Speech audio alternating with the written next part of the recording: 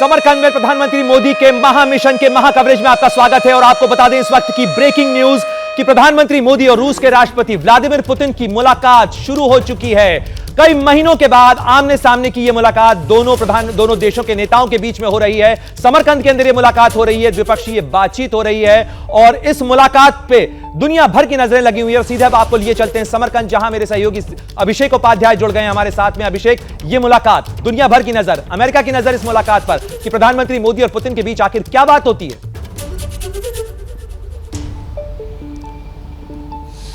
बिल्कुल प्रणय, देखिए अभी ये मुलाकात शुरू हुई है। अभी हमारे सामने ही पीएम मोदी का हमने देखा कि कॉन्वॉय जाते हुए, और वो कॉन्वॉय पहुंचा है जो यहीं पर होटल है जहां पर रूस के राष्ट्रपति रुके हुए हैं और ये मुलाकात शुरू हो गई है।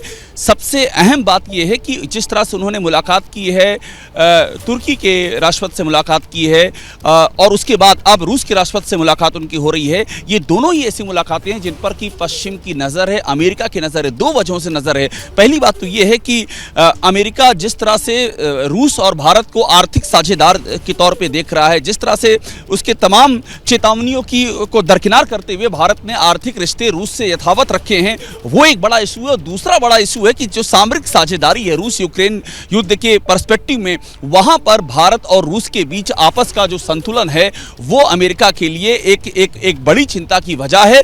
और इसीलिए इस मीटिंग के जो निहितार्थ हैं वो बड़े निहितार्थ हैं। इसका जो मैसेज आएगा, जो इसका निष्कर्ष निकल के सामने आएगा, उस पर दुनिया की निगाहें होंगी। प्रणय, बिल्कुल अभिषेक, निश्चित रूप से इस पर नजरें होंगी और साथ ही हम सीधे आपको लिए चलते हैं अब शोभना के पास भी, जहां शोभना के साथ कई एक्सपर्ट्स हैं। हम समझने की कोशिश करेंगे कि प्रधानमंत्री मोदी की ये जो मुलाकात राष्ट्रपति पुतिन से हो रही है, क्या इसके मायने हैं, क्या कुछ इससे निकल सकता है, कैसे इससे आगे रिश्ते बढ़ने वाले हैं। ओवर टू यू शोभना।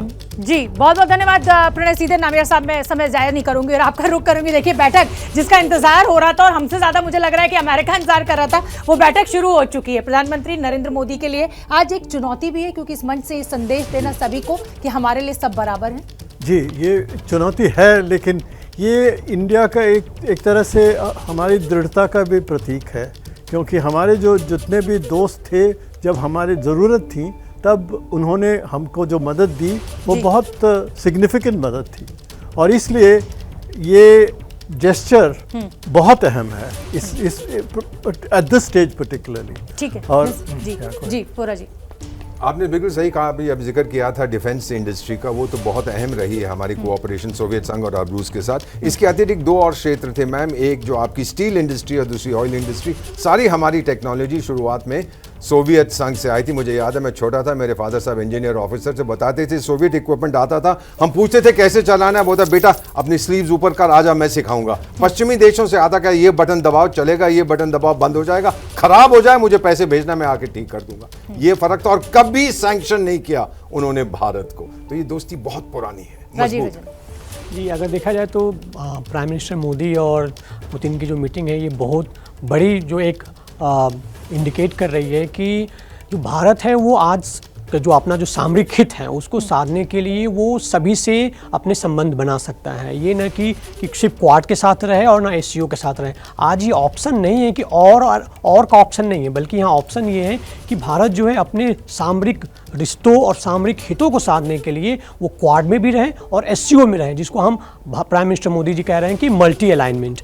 ये हमारे लिए हमें अपना हित देखना है, ना कि हमें अमेरिका का हित देखना है, ना हमें रूस का हित देखना है, ना हमें चाइना का हित देखना है, हमें भारत का हित देखना है। और मुझे लग रहा है कि जो प्राइम मिनिस्टर मोदी और हमारी जो वर्तमान सरकार है, वो उनको लग रहा है कि अब जो है टाइम आ गया है कि वो नॉन अलाइनमेंट से मूवमेंट करके मल्टी अलाइनमेंट की तरफ जाए। छोटा सा जवाब, क्या आज रूस के लिए भी मुश्किल है, क्योंकि पूरी दुनिया इस समय काफी हिस्सा अगेंस्ट खड़ा हुआ है। एक बात मैं कहूँगा इसमें, अगर भारत को अगर यूक्रेन के बारे में भी कोई अगर कुछ क्रिटिसिज्म या रिजर्वेशंस बताना हो तो प्राइवेट में बताना, और उनके साथ जो हमारी जो नीति है, हमारी जो अप्रोच है, उनको डायरेक्टली बताना अच्छा रहेगा। दीपक बोरा जी, छोटा सा कमेंट इस पर।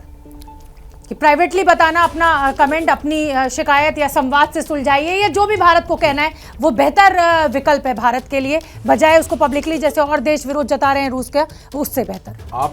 आप एंकर्स का काम होता है कि पब्लिक असेसमेंट करना किसी चीज़ का, और एम्बेसडर विजय नाम्बियार जैसे आउटस्टैंडिंग डिप्लोमेट्स का होता है उसको एनालिसिस करना प्राइवेटली। तो हम लोग मेगाफोन डिप्लोमेसी में विश्वास नहीं करते, चुपचाप से प्राइवेटली कहेंगे कि ये समस्या है, ये समस्या है, ताकि ना उसका मुंह लाल हो ना किसी और का मुंह लाल हो, दोस्ती बरकरार रहे, friendship towards all, malice towards none.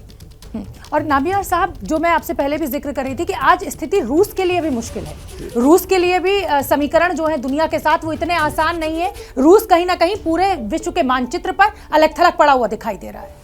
तो क्या इस बैठक से रूस की, पुतिन की ये कोशिश रहेगी इस मंच से ये संदेश देने की कि देखिए गलती हमारी नहीं है, या अपने लिए कुछ भी क्लैरिफिकेशन? इनका तो इस मंच पे उनका उद्देश्य ये होगा कि लोगों को, पूरे दुनिया को दिखाना कि हमारे भी दोस्त हैं, हमारे भी कुछ सॉलिडारिटी हैं। और इनका मीटिंग कुछ 2 दिन पहले शी जिनपिंग से भी हुआ था और दूसरों से भी है।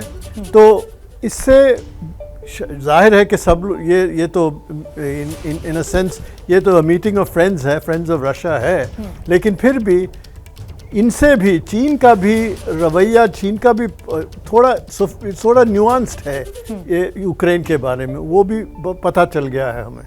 ठीक है, तो बहुत बहुत धन्यवाद आप सभी का इस खास कार्यक्रम में जुड़ने के लिए। लेकिन आप अभी बने रहिए क्योंकि अभी ये बड़ी कवरेज रुकी नहीं है। प्रधानमंत्री नरेंद्र मोदी और व्लादिमीर पुतिन के बीच बैठक शुरू हो गई है। क्या निष्कर्ष निकल कर आएगा, दोनों नेता जब मीडिया के सामने आएंगे, क्या कुछ ब्रीफिंग की जाएगी, इसका इंतजार रहेगा। फिलहाल मुझे दीजिए इजाजत, शाम 7 बजे भारत की बात में एक बार फिर होगी आपसे मुलाकात। तब तक के लिए नमस्कार।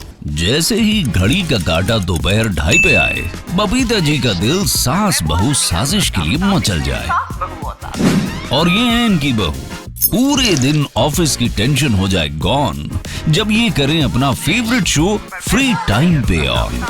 इनकी तरह आप भी देखें अपना फेवरेट शो अपने टाइम पर और डाउनलोड कीजिए एबीपी लाइव ऐप अपने स्मार्ट टीवी पर।